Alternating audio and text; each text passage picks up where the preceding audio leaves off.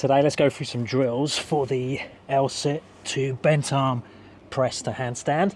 This works really well if you have a setup like this. So I've got weight plates for the hands so I can adjust the height. I've got grass for the bailout if you're not too good in the freestanding handstand. And obviously you could just replace that with different things. So you could have the plastic boxes, you could have P-bars, whatever works best for you and your setup. First, let's break it down into the different components. So we have the freestanding handstand. Obviously we need to try and train this, have this consistent, but the grass does give you the bailout option where you're not going to hurt yourself. We want to have the shoulder stand position, so the bottom of the handstand push up, so shoulders forwards, feet backwards, so you create that angled position. So my body line is actually like this. It's not too vertical, it's not too flat.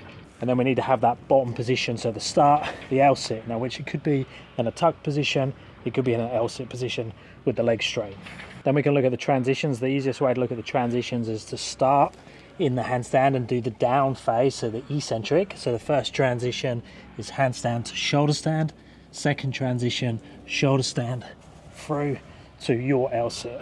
You could work them independently, so you could just go from the shoulder stand position first, even in a tuck, through to a tuck L-sit, and then back in the opposite direction, L-sit through to the shoulder stand. Get very good at the efficiency of that.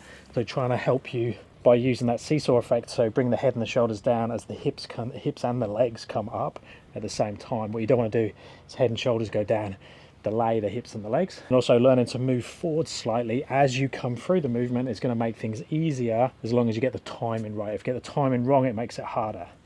So just learning to take head and shoulders forwards and down as the hips come up is actually going to give you momentum and kick you up into the handstand. And then once you have that as an eccentric, I've got to learn to handstand first. So once you have that as an eccentric, you start in the handstand, come down to the shoulder stand, pause for a second, bring the knees to the chest, come through to your L-sit. You can start thinking about the concentric. Same thing, we can look at it in segments. So we've got the L-sit through the shoulder stand.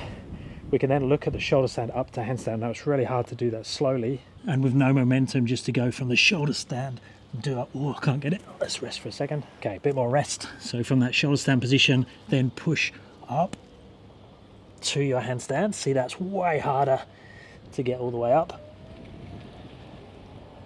So an easier way to train it, especially if you're not super strong, is just to use a bit more momentum. So momentum, more like we're using in the L-sit position, through to the shoulder stand to get us through. We can do exactly the same from like a crow or a frog position up to handstand. So I can isolate this part and just go like a froggy crow position, bring the head and shoulders down, hips up. And if I do overbalance, which we want to overbalance a bit to help us up, I can use the grass to bail out, because that overbalance is going to really help us out. You don't want to be dragging your hips and your legs up. So we have a couple of wall options that we can use here as well. So we have the chest to wall one like this. Now this works really well if you just need a little bit more stability, control, and just want to slow down the movement. And you can basically walk your way down the wall through to the L-sit and walk your way back from the L-sit back up the wall. Or we have the back to wall version that really needs you to commit to the overbalance, but you have the benefit of the wall assisting you on the balance, and you can walk up it a little bit as you get over.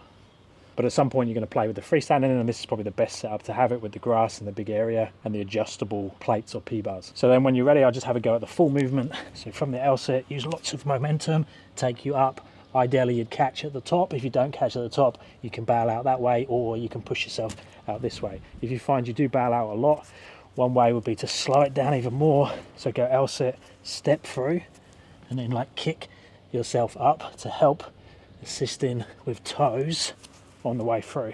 So that overbalance does help us up, but if you get stuck and you keep falling over in that direction, one way of doing it is to try and stop with slightly bent arms when you're in this position, pause and then push out. So it looks like this.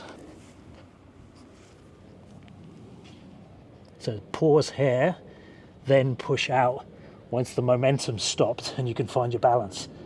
So that's another good one if you are a bit stronger but your balance isn't so good and you need a bit more time to find it. And then when you're starting to get some, you can make it a little bit harder by slowing everything down and making it stricter.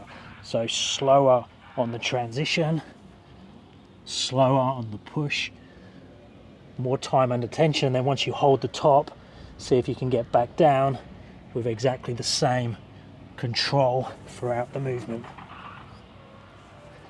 Let me know if you have any questions on this one down in the comments. Thumbs up and subscribe would be appreciated. If you're after help with your training, check out my app and website. Links are down in the description, and I'll speak to you in the next one. Thanks, guys.